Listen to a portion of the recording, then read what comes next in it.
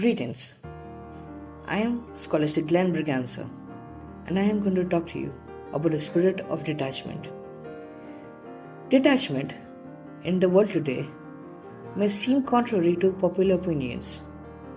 Detachment might make us feel negative and disinterested looking at all that we have and possess.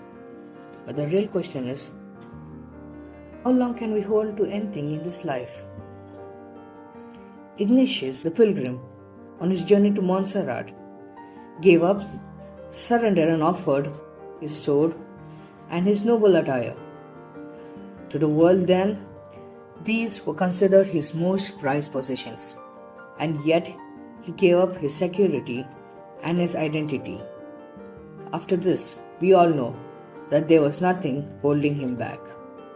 In the spiritual exercises, St. Ignatius calls the very first exercise the principle and the foundation.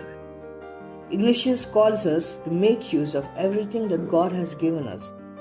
But we need to use this in as much as they help us reach our end, and detach from it as much as they hinder us from reaching our end.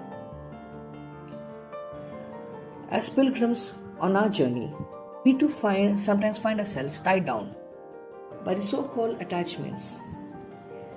We are attached to our identities that are just mere tags labeled to us. We are attached to possessions which we cling on to that last not more than a lifetime. We are attached to people who have their own lives to live, but we suffocate them in the name of protection. On the other hand, we are social beings living in a society. We do need to interact and make use of everything around us because it's God's creation as a gift. So what is the need of detachment? Detachment is a healthy impartiality, a distancing, indifference. It is a disordered inclination towards things, attitudes, habits, and even people that do not lead us close to God. When we are possessed with things, we are not free enough to choose for God. What more is that the spirit of detachment is something that we hope for in our prayers.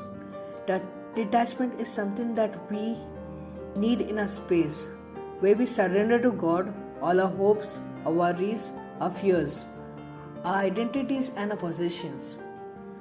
And no matter what happens, we know that God's grace is enough for me.